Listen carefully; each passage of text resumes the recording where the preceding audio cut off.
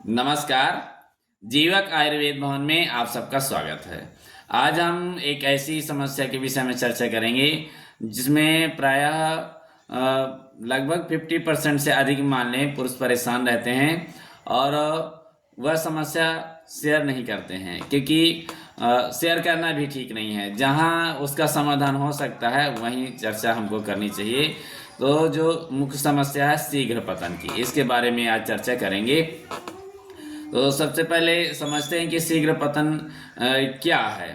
तो जो सहवास के समय में टाइम होता है उससे पहले ही पार्टनर को बिना संतुष्ट किए जो वीर्य का स्खलन होता है उसको हम शीघ्र पतन कहते हैं। अब ये समझना है कि उसका टाइम क्या होता है, क्योंकि हमारे रोगी होते हैं और कई बार ये चर्चा करते हैं कि हमारा टाइम और अधिक हो जाए और अधिक हो जाए। तो इसमें समझते हैं जो शास्त्र का मत है उसको लेके हम चर्चा करेंगे कि 2 मिनट से लेकर के 4 मिनट तक आयुर्वेद के ग्रंथों में कहा गया है कि समय होना चाहिए सहवास का। और इस दौरान पुरुष को अपने आप पर कंट्रोल रखना चाहिए ताकि वह इस समय को पूरा कर सके।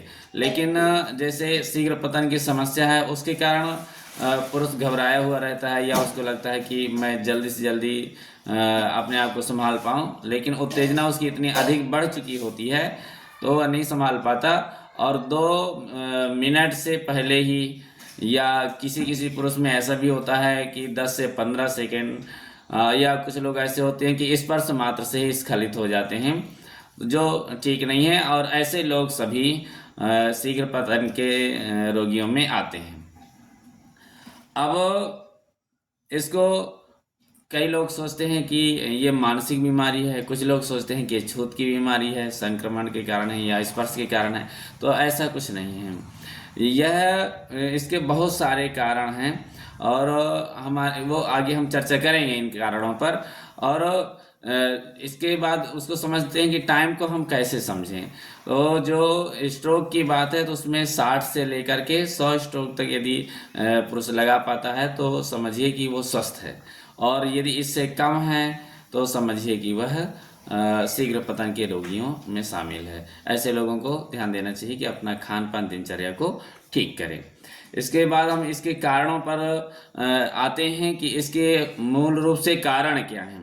तो कारणों में यह कहा गया कि पहली बात तो ये मानसिक समस्या है कि एक उतावलापन होता है, उसके कारण भी होता है, या किसी अपने व्यवसाय को लेकर के या किसी समस्या को लेकर के चिंता में है, टेंशन में है, तनाव में है, तो उससे भी यह समस्या होती है।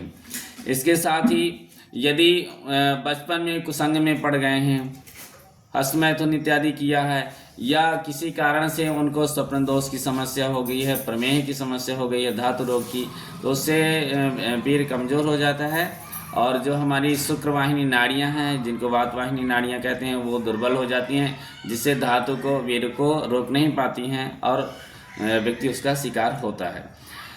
और इसके साथ ही क्योंकि आजकल प्रचलन है मोबाइल से, तो जो अश्लील साहित्य देखना, वैसे चित्र देखना, मूवी देखना, वैसे साहित्य का अध्ययन करना या वैसी चर्चा करने से भी यह समस्या होती है। क्योंकि जैसे ही हम इस विषय पर चर्चा करते हैं, विचार करते हैं, एकांत में देखते हैं, सुनते पढ़ते हैं, तो उससे ये धातु में पतलापन आता है और धीरे धीरे वह जो व्यक्ति है शीघ्र पतन का शिकार होने लगता है। और दूसरा कारण कि यदि वो उत्तेजक जो कामोत्तेजक वातावरण है, ऐसे वातावरण में यदि व्यक्ति रहता है तो धीरे धीरे वह शीघ्र पतन का शिकार हो जाएगा और वह इन रोगियों के साथ में वो शामिल हो जाएगा। इसके साथ ही कब्ज यदि है किसी व्यक्ति को, तो ऐसे जो रोगी होते हैं शीघ्र पतन के, तो अपने कब्ज को ठीक रखें, अर्थात जठराग्नि बल बढ़ाए रहें। यदि कब्ज होता है तो कब्ज से भी शीघ्र पतन की समस्या हो जाती है। उससे जैसे कब्ज होता है तो हमारे उदर में गर्मी बढ़ती है और वह गर्मी धातुगत गर्मी धातु को भी पतला करती है, जिससे रोगी शीघ्र पतन का शिकार हो जाता है। और इसके साथ ही यदि वह अप्राकृतिक मैथुन में, हस्त मैथुन में प्रवृत्त है, गुदा मैथुन इत्यादि करता है, पशु मैथुन में लगा हुआ है, अति स्त्री प्रसंग करता है, या अत्यधिक बाजीकरण औषधियों को खाता है, उसके कारण भी होता है। और यदि पार्टनर उनका सपोर्ट नहीं करता है, सहयोग नहीं करता है, उदासीन है, तो उसके कारण भी वह अपने पार्टनर से पहले ही स्खलित हो जाता है और वह धीरे धीरे शीघ्रपतन का शिकार होने लगता है। अब लक्षण कैसे हम पहचाने, कैसे कि कोई रोगी, ये कारण हो गए। अब इसके बाद हम लक्षणों पर चर्चा करेंगे। तो जो शीघ्र पतन का रोगी होता है वह अंदर अंदर भयभीत रहता है और वो घबराहट होती है, चिड़चिड़ाहट होती है, और वह जैसे ही स्पर्श करता है अपने पार्टनर को, तो स्पर्श करने से या बातचीत करने से तुरंत ही वह स्खलित हो जाता है। अब धीरे धीरे इसका परिवारों में भी विघटन होता है, तो इसलिए जितना जल्दी हो इसकी हमको चिकित्सा कर लेनी चाहिए।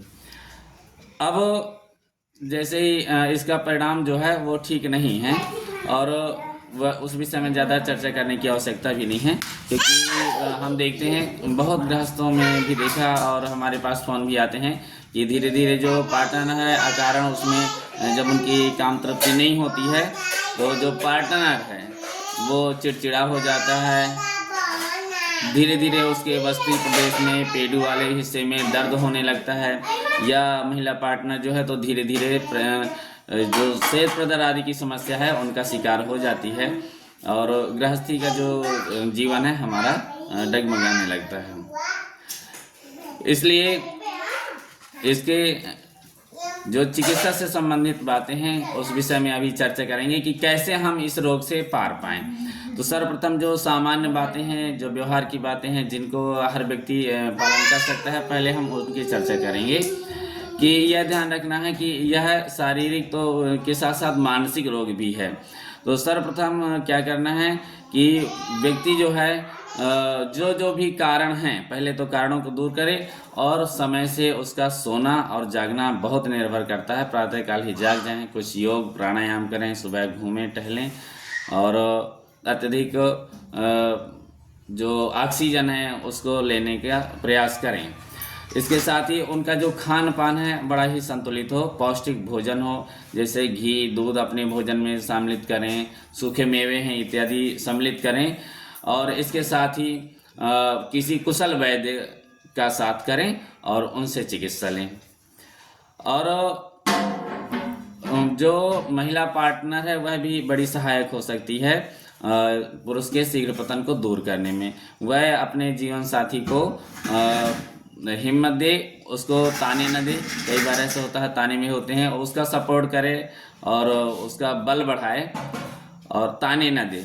इससे उसका मनोबल बढ़ेगा पुरुष का। और यदि किसी तरह से उसके ताने दिए जा रहे हैं तो उसका क्या होगा, उसका रोग और अधिक बढ़ सकता है। इसलिए महिला पार्टनर सहयोग करे। और जो विवाहित पुरुष हैं या अविवाहित जो भी हों, तो जो हस्त मैथुन इत्यादि कुसंग है उससे बचे रहें, क्योंकि वह भी एक बहुत बड़ा कारण है। जो विवाह करना चाहते हैं और अभी इस रोग में हैं या इस रोग से पीड़ित हो गए हैं, तो वो किसी भी तरह के कुसंग में पड़े ना, उनको दूर करें।